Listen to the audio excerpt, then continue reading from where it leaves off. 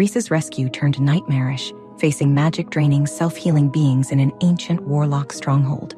They found Trinity, guarded by a masked figure and soul-bound warlocks. A chaotic light from the masked figure's symbol collapsed the tower. They escaped, but what was that light? Did the masked figure and warlocks survive? Is Trinity truly free? The moment they stepped into the tower, reality twisted around them.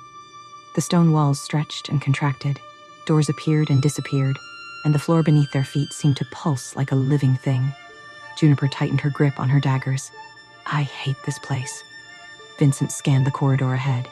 If this is another warlock trick, I'm getting real tired of their games. Elias pressed his palm against the wall, his eyes narrowing.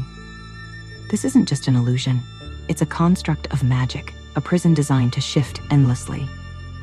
Reece took a deep breath, his wolf clawing at his insides. Then we tear it down. They moved through the maze cautiously, every turn revealing another endless hallway. The deeper they went, the more they felt the presence of something watching them. Then, the whispers started, soft at first, then rising. Familiar voices, voices of the dead. Juniper stopped in her tracks. No. A voice drifted from the shadows.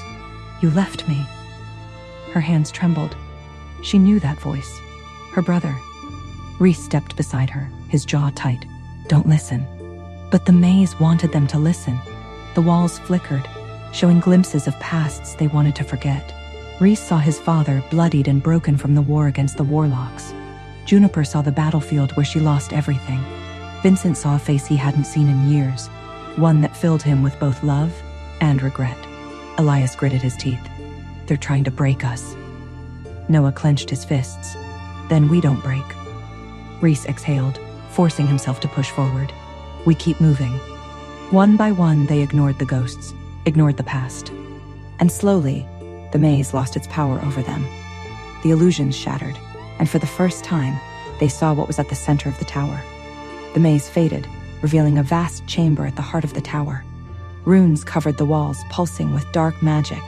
Chains hung from the ceiling, shifting with an unseen force. The air was suffocating, and at the center of it all stood a massive obsidian door, sealed shut with magic older than anything Elias had ever seen. Reece's heart pounded. She's behind that door. Elias stepped forward, studying the runes. It's not just a door, it's a boundary, a seal. Juniper frowned. Then we break it. Elias looked grim. If we do, we might set loose something worse. Reece growled. I don't care. Before Elias could stop him, Reece reached for the chains, his claws slicing through them.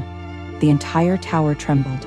The moment the chains broke, a deep, guttural sound echoed through the chamber. Then the door pulsed. Once, twice, and it opened. Darkness spilled out like a living thing, spreading across the floor, slithering toward them. Reece stood his ground, his breath shallow. He expected to see Trinity. Instead, something else stepped forward. A creature of shadow and warlock magic, its form barely human, its eyes hollow pits of silver light. Vincent swore. That's not her. Elias paled. No, but it was waiting for us. The creature lifted its hand and the darkness surged toward them. The warlocks had left behind a guardian, and it was ready to kill them all. The creature lunged, moving faster than anything they had faced before. Its body rippled like liquid shadow, shifting between solid and mist with every step. Reece barely dodged in time as its clawed hand slashed through the air, leaving behind a trail of blackened energy. Vincent struck first, his twin blades cutting deep into its form. But instead of weakening, the creature absorbed the attack, its body reforming around the wounds. It let out a distorted, guttural laugh, as if mocking them. Great, Vincent muttered. It doesn't die. Elias moved fast, tracing sigils in the air. It's not alive to begin with. It's an extension of the warlock's magic, a guardian made of pure void energy. Juniper ducked as a tendril of darkness lashed toward her. Then how do we kill it? Elias gritted his teeth. We don't. We sever its tether to this world. Reece didn't hesitate. Tell me how. Before Elias could answer, the guardian raised both hands and the entire chamber went black. What was that light, that chaotic energy that tore through the tower?